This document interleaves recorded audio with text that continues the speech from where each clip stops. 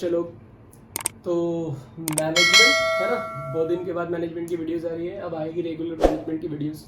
सबसे पहला चैप्टर जो हम लोग पढ़ रहे थे ओवरव्यू ऑफ बिजनेस, वो उसका ग्लोबलाइजेशन हमने लास्ट टॉपिक पढ़ा था, ग्लोबलाइजेशन के बारे में। ये जो ग्लोबलाइजेशन वर्ड है इसका मतलब हमने लास्ट वीडियो में देखा था। ग्लोबलाइजेशन का मतलब होता है कि कंट्रीज जो है वो इंटरकनेक्टेड हो जाती है एक दूसरे के साथ, यानी डिफरेंट कंट्रीज के साथ बिजनेस करने के लिए इंटरकनेक्टेड हो जाती है, यानी world wide integration of business. Basically हम लोगों ने देखा था ग्लोबलाइजेशन का मतलब। ग्लोबलाइजेशन में एक कंट्री किसी भी कंट्री के साथ बिजनेस कर सकती है, all are free to do their business with the other countries, है ना। इंडिया सबके साथ बिजनेस करती है, इंडिया की कंपनी बाहर जाके काम करती है, बाहर की कंपनी इंडिया के काम करती है, वही बेसिकली ग्लोबलाइजेशन कहलाता है। तो आज जो हम लोग पढ़ने वाले हैं वो एडवांटेजेस ऑफ ग्लोबलाइजेशन। सबसे पहला जो एडवांटेजेस है ग्लोबलाइजेशन का, वो एडवांटेज क्या है कि फॉरेन का डायरेक्ट इन्वेस्टमेंट इंडिया के अंदर में होता है, यानी फॉरेन का डायरेक्ट इन्वेस्टमेंट इंडिया के अंदर में स्टार्ट हो जाता है। यानी जब फॉरेन कंपनी जो है इंडिया में डायरेक्ट इन्वेस्ट करती है ग्लोबलाइजेशन की वजह से। पहले जब ग्लोबलाइजेशन नहीं था तो बाहर की कंट्री इंडिया की कंपनी के साथ, कोई बाहर की कंट्री की कंपनी इंडिया के कंपनी के साथ कोलैबोरेट करके बिजनेस करती थी। आज वो इंडिपेंडेंट है, अपना डायरेक्ट इन्वेस्टमेंट वो इंडिया के अंदर में कर सकता है। तो ये जो है पहला एडवांटेज है किसका, ग्लोबलाइजेशन का।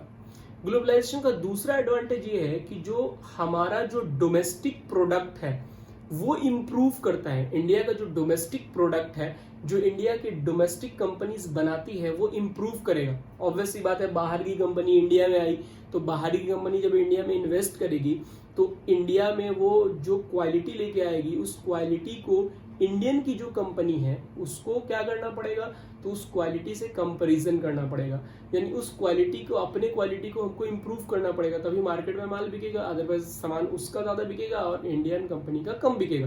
तो इससे क्या होता है कि इंडिया में जो कंप्लीट कंपनी जो काम कर रही है वो अपने क्वालिटी को काफी इम्प्रूव करती है। थर्ड बात करेंगे, थर्ड क्या है मेरा कि इंडियंस के लाइफ स्टाइल्स को और लिविंग स्टैंडर्ड को काफी चेंज कर दिया ग्लोबलाइजेशन की वजह से। ग्लोबलाइजेशन में क्या हुआ कि जब बाहर की कंपनी इंडिया आई तो उसने बहुत सारा इन्वेस्टमेंट किया इंडिया में, और ये जो इन्वेस्टमेंट उसने इंडिया के अंदर में किया, इससे क्या हुआ कि लोगों को जॉब मिला तो पैसा आया, बड़ी बड़ी मल्टीनेशनल कंपनी, बाहर की फॉरेन कंपनी आई जो अच्छा खासा इंडियन को सैलरी पे करना स्टार्ट की। तो इससे क्या हुआ कि हमारा लाइफ स्टाइल बढ़ जाए। ऑब्वियसली बात है, सब कुछ पैसा है, पैसा अगर आपके पास अच्छा है तो आपकी लाइफ स्टाइल अच्छी होगी, आपके लिविंग स्टैंडर्ड बढ़ेंगे, आप अच्छे अच्छे अपार्टमेंट्स में रहेंगे, गाड़ी होगी आपके पास, मोबाइल होगा। तो ये सारा स्टैंडर्ड जो है वो फॉरेन कंपनी यानी फॉरेन इन्वेस्टमेंट आने की वजह से इंडियंस के लाइफ स्टाइल में भी चेंज आया है। जो चौथा पॉइंट है ग्लोबलाइजेशन के एडवांटेज में, वो क्या बोलता है कि ग्लोबलाइजेशन होने की वजह से बाहर से लेटेस्ट टेक्नोलॉजी इंडिया में पहुंचती है, क्योंकि बाहर की कंपनी अगर कोई लेटेस्ट टेक्नोलॉजी बनाया तो उसको इंडिया में आने में टाइम नहीं लगता है। ऑब्वियसली बात है, ग्लोबलाइजेशन है, वहां की टेक्नोलॉजी यहाँ बेच सकते हैं, तो जो लेटेस्ट टेक्नोलॉजी होती है वो इंडिया में अवेलेबल हो जाती है। ये एक ग्लोबलाइजेशन का बहुत बड़ा फायदा इंडिया को मिलता है कि जो लेटेस्ट टेक्नोलॉजी बाहर फॉरेन में बन रही है वो इंडिया में आने में उसको टाइम नहीं लगता है, यानी लेटेस्ट टेक्नोलॉजी हमें भी अवेलेबल इंडिया में हो जाती है। ये भी ग्लोबलाइजेशन का एक बहुत अच्छा एडवांटेज है। पांचवा है, बोलता है कि कस्टमर को बहुत ज्यादा इंपॉर्टेंस मिल जाता है ना, कि अगर जब मार्केट में बहुत सारा प्रोडक्ट रहेगा, यानी एक प्रोडक्ट का बहुत सारी वैरायटीज है, तो कस्टमर को बहुत ज्यादा एडवांटेज मिलता है, कस्टमर को एक अलग से इंपॉर्टेंस मिलने लगता है। देखते हो आजकल आप मॉल में जाते हो तो आपको सर सर सर ये देखिए, सर वो देखिए, सर ये देखिए, सर वो देखिए, ऐसे आपको बैठालता है, चाय पानी सब पिलाएगा, इस तरह से इंपॉर्टेंस देता है। आप जाइएगा तो लगता है कि जैसे आप ही सब कुछ हो उसके लिए। तो ये जो इंपॉर्टेंस है ये बिकॉज ऑफ ग्लोबलाइजेशन ही आपको मिलता है, कि ग्लोबलाइजेशन में इतना सारा प्रोडक्ट एक जगह पे काम कर रहा है, इतनी सारी कंपनी इंडिया के अंदर में काम कर रही है कि हर कोई कस्टमर को इंपॉर्टेंस देता है ना। तो ये भी एक ग्लोबलाइजेशन का बहुत बड़ा फायदा है और एडवांटेज है। 6 नंबर जो इसका फायदा है, एडवांटेज है ग्लोबलाइजेशन का, वो ये है कि हम डिफरेंट कंट्रीज में ट्रैवल कर सकते हैं और बहुत आसानी से ट्रैवल कर सकते हैं, क्योंकि बिजनेस जब हर कंट्री से हम लोग बिजनेस कर रहे हैं तो ऑब्वियसली बात है ट्रैवलेंस बहुत आसान हो जाता है। आज के टाइम में हम किसी भी कंट्रीज में आसानी से जा सकते हैं, आ सकते हैं, तो ट्रैवलेंस ग्लोबलाइजेशन की वजह से हमारे लिए काफी आसान हो गया है। ठीक है, 7 नंबर जो मेरा इसका एडवांटेज है वो क्या बोलता है, 7 नंबर एडवांटेज हमको ये बोलता है कि जो हमारा अपनी कंपनी है इंडिया की, उसकी क्वालिटी काफी इंप्रूव कर जाती है ना, क्योंकि कंपटीशन बहुत ज्यादा है, मार्केट में बहुत सारा प्रोडक्ट है। तो इस कंपटीशन और ग्लोबलाइजेशन की वजह से जो हमारा जो प्रोडक्ट है उसकी क्वालिटी काफी ज्यादा इंप्रूव कर जाती है।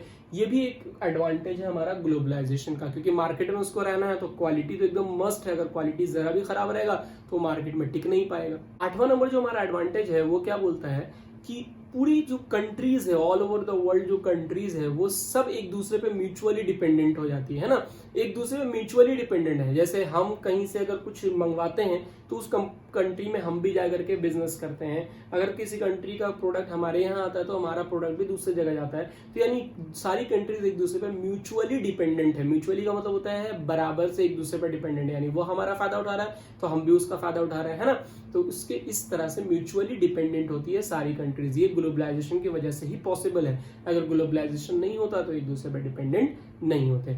ये था हमारा एडवांटेजेस। अब हम देखेंगे डिसएडवांटेजेस ऑफ ग्लोबलाइजेशन क्या क्या है। जिस तरह से बहुत सारे एडवांटेजेस हैं वैसे बहुत सारे डिसएडवांटेजेस भी हैं ग्लोबलाइजेशन के। सबसे पहला जो डिसएडवांटेज है इंडिया के पर्सपेक्टिव से, सबसे ज्यादा इंडिया के पर्सपेक्टिव से हम लोग देख रहे हैं, जो सबसे ज्यादा जो इंडिया के पर्सपेक्टिव से मेरा जो डिसएडवांटेज हमको दिखता है कि इंडिया के सारे स्किल्ड और non skilled labour basically India से बाहर चले जाते हैं। क्योंकि ग्लोबलाइजेशन है, कोई भी कहीं भी जाके वर्क कर सकता है। तो इंडिया के जितने भी जो स्किल्ड मतलब जो हायर प्रोफेशन में है और नॉन स्किल्ड यानी जो कुछ नहीं जानते हैं, जो लेबर मजदूर है, सब के सब बाहर जाकर के काम करने के लिए एलिजिबल है। वो कभी भी जा सकते हैं क्योंकि ग्लोबलाइजेशन है, हर कोई फ्री है कहीं भी काम करने के लिए।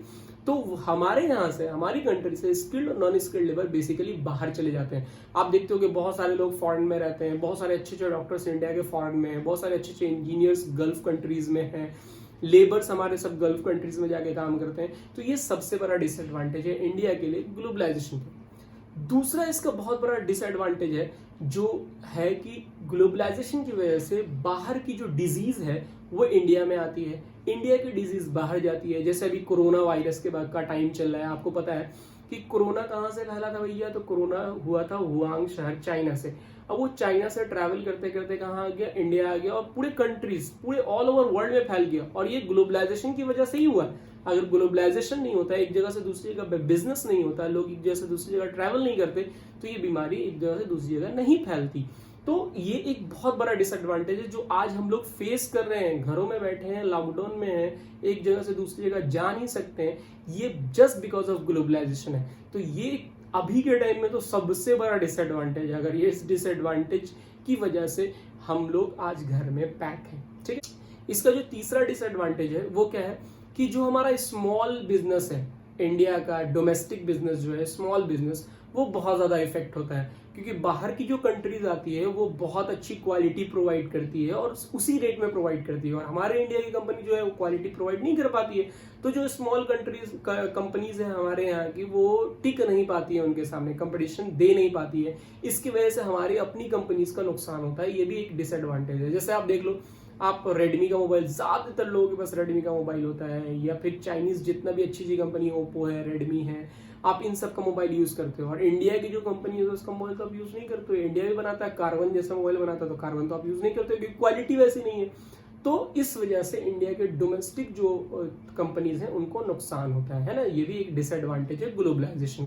चौथा ग्लोबलाइजेशन का जो डिसएडवांटेज है वो क्या है कि ग्लोबलाइजेशन में हम लोग क्या करते हैं, बहुत ज्यादा इंटरडिपेंडेंस हो जाते हैं कम्युनिकेशन के ऊपर। अगर कम्युनिकेशन जरा सा भी टूटता है तो बिजनेस बहुत ज्यादा इफेक्ट होता है। क्योंकि जब बाहर से कर रहे हैं तो कम्युनिकेशन पे डिपेंडेंट है, चाहे वो आने जाने के लिए हो या फोनिक कम्युनिकेशन हो, तो कम्युनिकेशन पे बहुत ज्यादा डिपेंड होना पड़ता है इसमें, है ना। पांचवा जो इसका सबसे बड़ा डिसएडवांटेज है वो क्या है कि जब कोई कंट्रीज के अंदर में, बहुत सारी कंट्रीज, छोटी छोटी कंट्रीज जिसमें छोटी छोटी कंपनियां चलती हैं, तो जो फॉरेन का जो इन्वेस्टमेंट आता है, जैसे इंडिया में ही मैंने बहुत सारी कंपनीज के बारे में देखा है कि बाहर से जो आता है कंपनी, उसका जो प्रोडक्ट और क्वालिटी होता है वो इंडिया की कंपनी या फिर किसी भी कंट्रीज की कंपनी, जो छोटी छोटी कंट्रीज है वहाँ जो छोटी छोटी कंपनीज है, वो उसके कंपटीशन नहीं दे पाती। जिसकी वजह से क्या होता है, कि कंपनी बंद हो जाती है और बहुत ज़्यादा अनएम्प्लॉयमेंट क्रिएट होता है। तो अनएम्प्लॉयमेंट भी क्रिएट होता है किसी कंट्रीज में, तो इसके लिए भी ग्लोबलाइजेशन बहुत बड़ा जिम्मेदार है। उससे क्या होगा कि जो कंपनी डोमेस्टिक कंपनी बंद होती जाएगी तो उससे क्या होगा कि लोगों को अनएम्प्लॉयमेंट का सामना करना पड़ेगा। तो ये सारे थे डिसएडवांटेज ऑफ ग्लोबलाइजेशन। आज हम लोगों ने ग्लोबलाइजेशन का एडवांटेज और डिसएडवांटेज देखा। अगले दिन हम लोग पढ़ेंगे IPR यानी इंटेलेक्चुअल प्रॉपर्टी राइट, है ना। तो मैनेजमेंट के नेक्स्ट वीडियो में हम लोग जब मिलेंगे तो IPR के बारे में पढ़ेंगे, इंटेलेक्चुअल प्रॉपर्टी राइट। इस वीडियो को लाइक करना, चैनल को सब्सक्राइब कर लेना और साथ में एक बेल आइकन होगा उसको भी दबा देना, ताकि जब जब वीडियो आएगी आपको नोटिफिकेशन मिलता रहेगा। और हम लोग इसी तरह से मैनेजमेंट की वीडियोस डेली देखते रहेंगे, है ना। तो मिलते हैं हम लोग नेक्स्ट डे और फिर इसके बारे में बात करेंगे IPR के बारे में। तब तक के लिए टेक केयर, गुड बाय।